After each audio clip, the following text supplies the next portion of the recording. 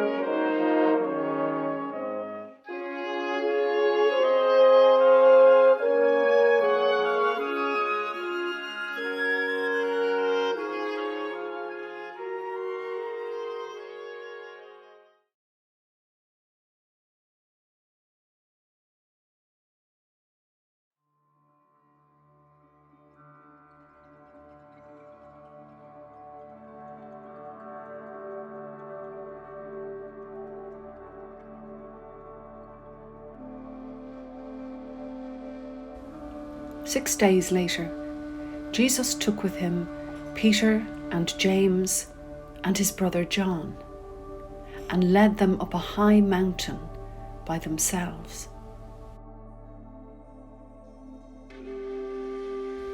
And he was transfigured before them, and his face shone like the sun, and his clothes became dazzling white.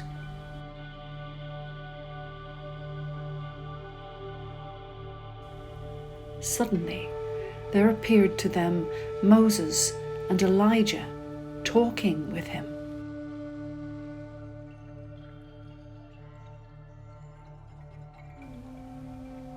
Then Peter said to Jesus, "Lord, it is good for us to be here.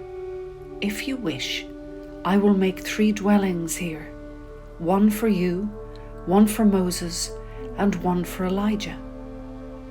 While he was still speaking, suddenly a bright cloud overshadowed them, and from the cloud a voice said, "This is my Son, the beloved. With him I am well pleased. Listen to him."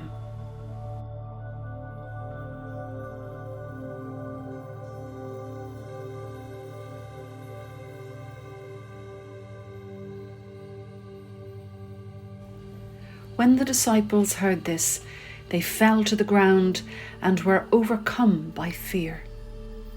But Jesus came and touched them, saying, "Get up and do not be afraid." And when they looked up, they saw no one except Jesus himself alone.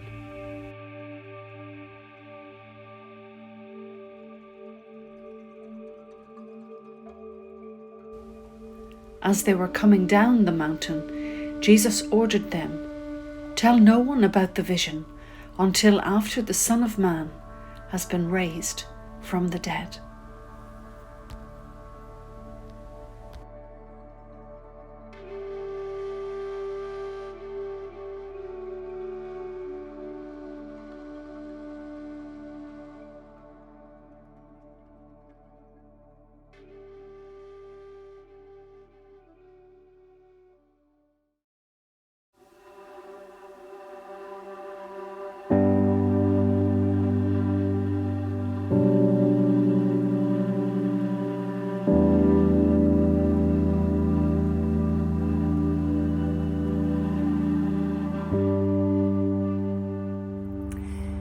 Throughout the many faith systems within our world, there are faith systems or faiths of ascension and faiths of descension.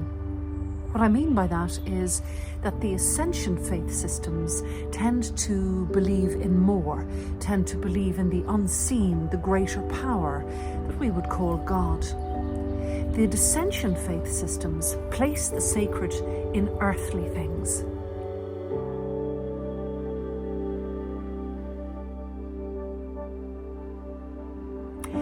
The Bible itself is filled with metaphors for ascension and descension, and once you come to terms with that, you begin to see them appearing everywhere.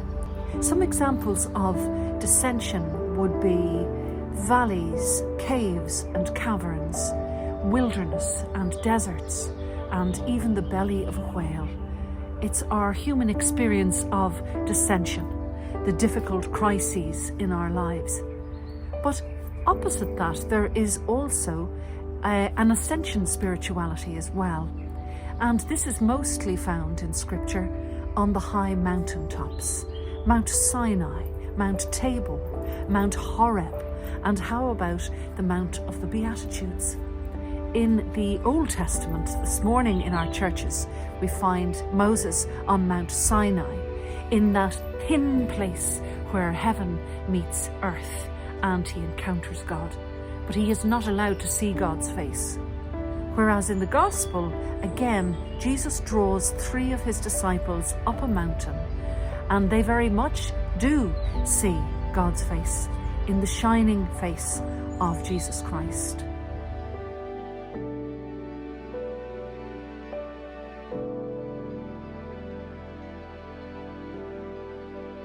What's interesting about our gospel today is that the disciples have had this rather remarkable experience of seeing Jesus glowing like the sun, of seeing two people standing beside him that are identified as Moses and Elijah, and not forgetting that the Sadducees, their faith system doesn't believe in the afterlife at all. So it would have been a huge experience for these disciples of Christ, with the broader Jewish background and all their knowledge of stories of these prophets, to actually see them standing beside the Christ.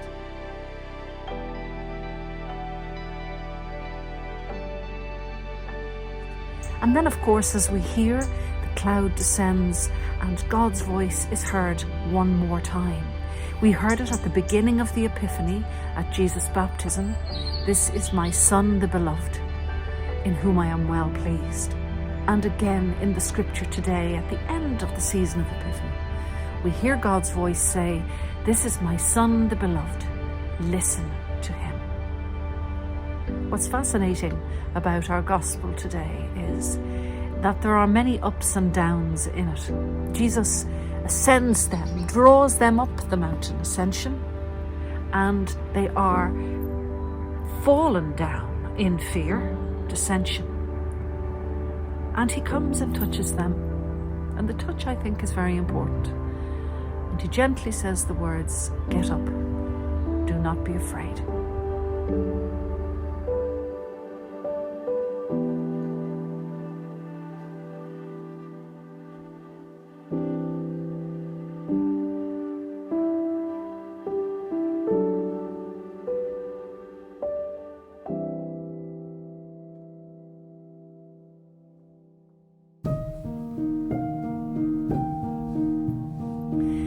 In all of the ascensions and descensions of our human experience, in all of the high mountaintop experiences of the glimpse of God, sometimes in the face of another person or in circumstances or experiences, and in all of the dissensions, in all of the valleys and the caves and the darknesses and the clouds of our lives as well, there is a hand that is drawing us up to higher ground, up to an experience with him, up so that you can be close enough in a thin place to see and know without any doubt Jesus is the Christ. But then Jesus will be quick to take you by the hand and draw you back down again from this experience into your earthly life, possibly saying to you, just hold this close to your heart and believe. And no doubt asking you to shine the same light that you have witnessed through him into the lives of other people. Remember today, be you on a mountaintop or in a valley at this time of your life, Jesus touches you and he says to you, get up and don't be afraid.